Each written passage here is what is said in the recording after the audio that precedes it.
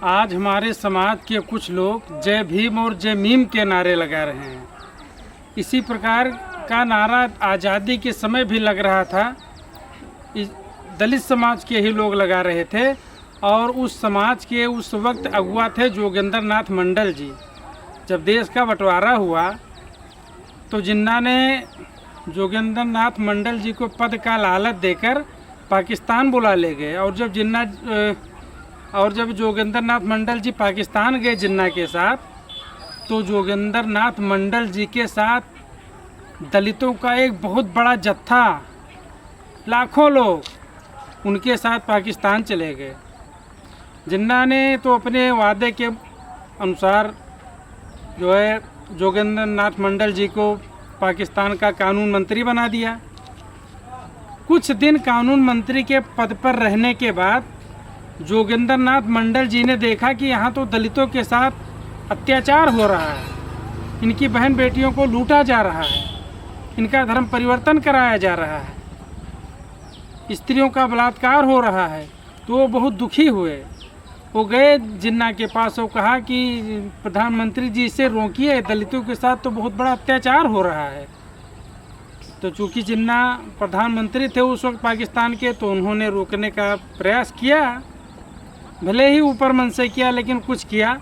तो ये घटनाएं बंद तो नहीं हुई, लेकिन कुछ में गिरावट आई, कुछ अत्याचार कम हुए। कुछ दिन बीतने के बाद जिन्ना की मृत्यु हो गई।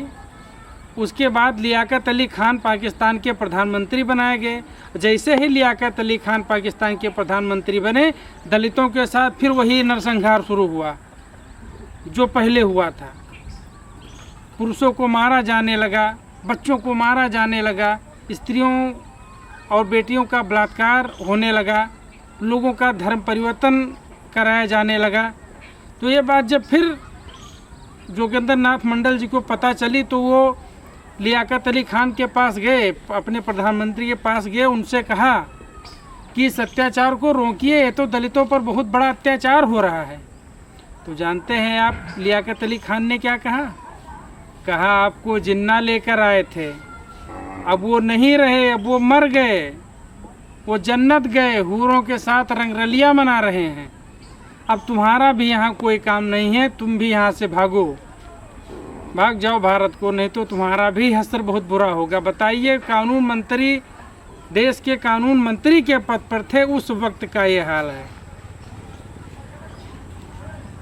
और जोगेंद्र नाथ मंडल जी का कानून मंत्री के पद से ज़बरदस्ती इस्तीफा ले लिया गया, उनको धक्के मार कर पाकिस्तान से भगा दिया गया और वो भारत में फिर से आए।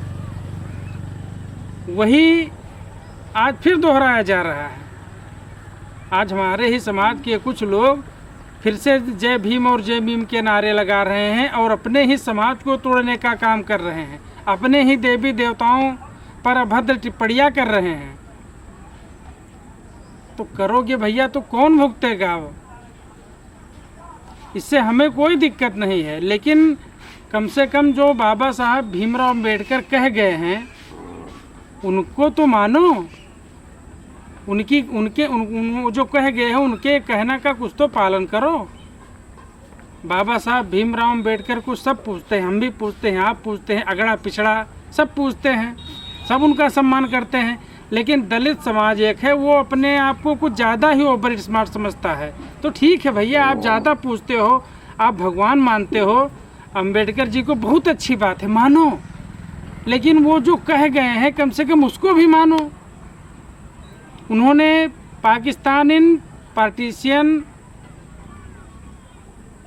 ऑफ इंडिया नामक बुक में लिखा है कि मुसलमान कभी राष्ट्रभक्त देशभक्त नहीं हो सकता।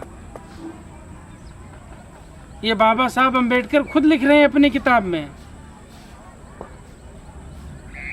और उन्हीं के समाज के कुछ लोग आज जय भीम और जय मीम के नारे लगा रहे हैं। तो मैं आपको एक चीज़ बताऊं, अगर इतिहास से सीखोगे नहीं तो वही हश्र तुम्हारा भी होगा जो जोगेंद्र नाथ मंडल और उनके साथ गए हुए लोगों का हुआ था। जब देश का बंटवारा हुआ था तो अफ़गानिस्तान और पाकिस्तान में 20-25% आबादी थी और सबसे ज़्यादा दलित थे। आज हैं, सबको मार दिया गया, सबका नरसंहार किया गया, स्त्रियों बेटियों का बलात्कार किया गया, लोगों का धर्म परिवर्तन कराया गया, उनको मार दिया गया। टिमटिमा रहे हो तारों की तरह, कहीं 1%, कहीं 0.5%, फिर भी अकल ठिकाने नहीं आ रही है, तो कौन भुगतेगा?